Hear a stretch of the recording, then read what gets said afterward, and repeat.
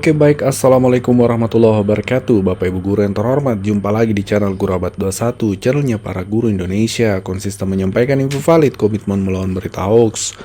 Nah Bapak Ibu, kita ketahui untuk guru ini ada dua nomenklatur naungannya ya. Yang pertama ada guru di bawah naungan Kementerian Pendidikan, ada juga guru-guru di bawah naungan Kementerian Agama. Dalam hal ini guru-guru madrasah seperti itu. Dan terkait konteks tunjangan profesi atau tunjangan sertifikasi, ini untuk Kemenak ini guru madrasah termasuk juga guru-guru agama di sekolah umum ya. Guru PAI misalnya di SD, SMP, SMA itu kan TPG-nya itu di bawah naungan Kementerian Pendidikan, Kementerian Agama Bapak Ibu.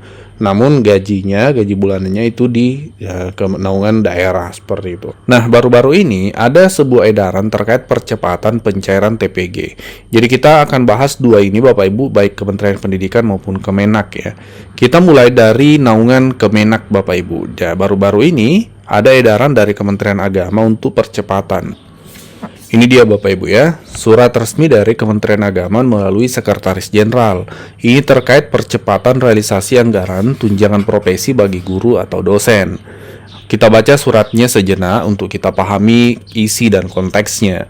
Menyusul surat kami nomor 85 dan seterusnya tanggal 27 Januari, hal pembayaran tunjangan profesi bagi guru dosen yang dinyatakan lulus sertifikasi tahun 2025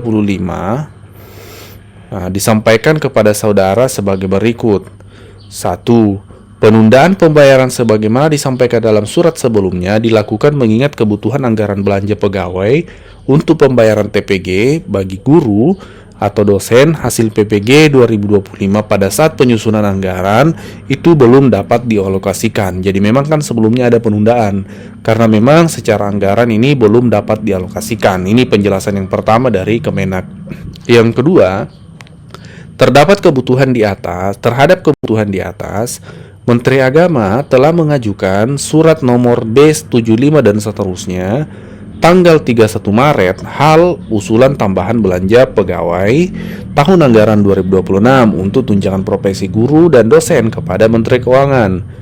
Dan atas dasar tersebut, Satuan Kerja dapat melakukan pembayaran TPG tahun 2026 sesuai alokasi anggaran yang tersedia pada DIPA masing-masing, termasuk bagi guru atau dosen lulusan PPG dan sertifikasi dosen 2025 baik PNS, P3K maupun non-PNS.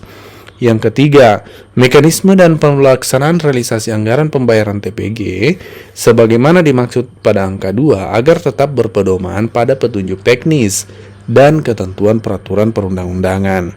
Yang ketiga, satuan kerja yang melakukan pembayaran dimaksud agar melaporkan komposisi alokasi anggaran yang dipergunakan kepada unit eselon 1 masing-masing sebagai bahan konsolidasi, pengendalian, dan tindak lanjut pemenuhan kebutuhan anggaran, serta agar unit eselon 1 yang bersangkutan melakukan pemantauan satuan kerja.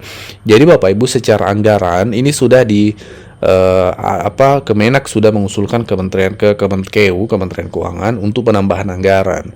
Jadi ini sudah mulai realisasi juga Bapak Ibu ya, sudah bisa realisasi. Ini kabar baik tentunya untuk rekan-rekan guru di bawah naungan Kementerian Agama terkait tunjangan profesi guru atau tunjangan sertifikasi. Nah itu tadi untuk guru-guru naungan Kemenak. Nah untuk naungan Kementerian Pendidikan, guru TK, SD, SMP, SMK ya, SLB, untuk TPG April Bapak Ibu itu sudah berjalan pencairannya ya, baik ASN maupun non-ASN. Kemarin itu masif banyak pencairan untuk teman-teman yang sudah diterima ke rekening.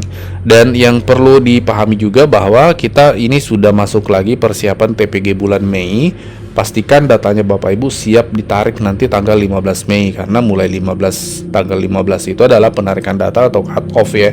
Jadi pastikan sebelum tanggal 15 kalau memang ada yang mau dirubah datanya di Dapodik dirubah dan disinkron segera seperti itu Bapak Ibu. Nah, setelah tanggal 15 itu akan penerbitan SKTP lagi, kemudian tanggal 20 ya, setiap bulan itu rekomendasi lagi ke Kementerian Keuangan untuk pencairan. Semoga bulan Mei ini TPG cair lebih cepat. Sebelum lanjut, kami menyampaikan kabar baik bahwa telah rilis produk digital terbaru kami, yaitu 200 template PowerPoint siap pakai untuk guru.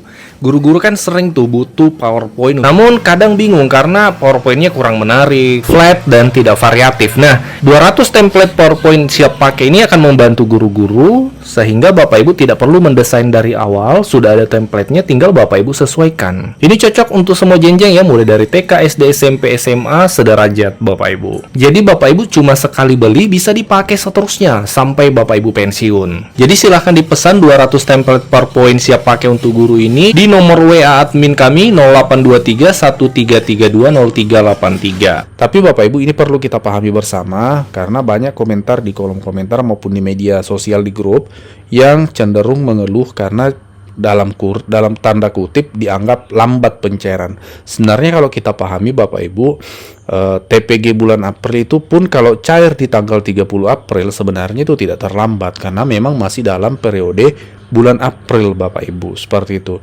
Karena kemarin banyak yang menunggu sampai tanggal 27 belum cair, itu banyak yang sudah tanda kutip menyoroti dengan bahasa keterlambatan. Kalau kita pahami memang keterlambatan itu kalau menyeberang ke bulan berikutnya, misalnya TPG April dicair di bulan Mei, maka itu bisa dikatakan terlambat.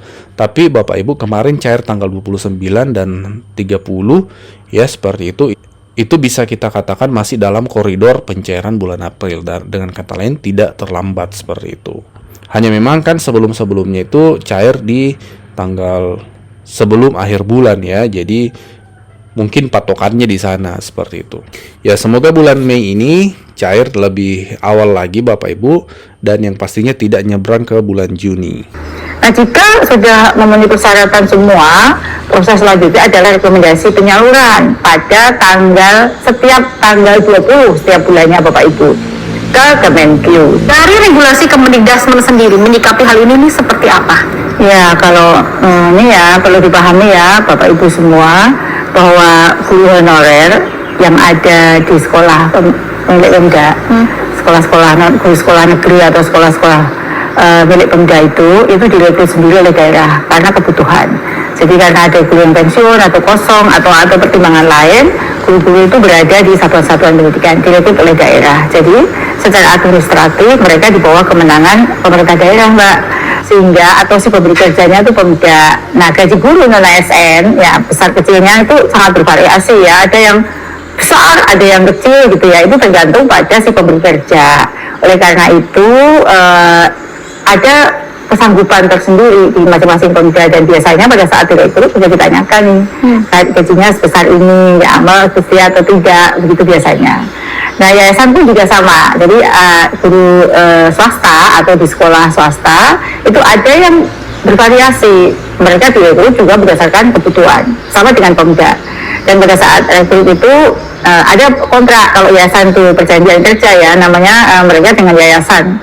Banyak yayasan yang memberikan perjanjian dan di situ tertuang sebenarnya hak kewajiban masing-masing. Misalnya haknya itu mendapatkan uang sebesar ini, kewajibannya mengajar, berapa tahun dia tidak boleh pindah, seperti itu masing-masing yayasan beda-beda.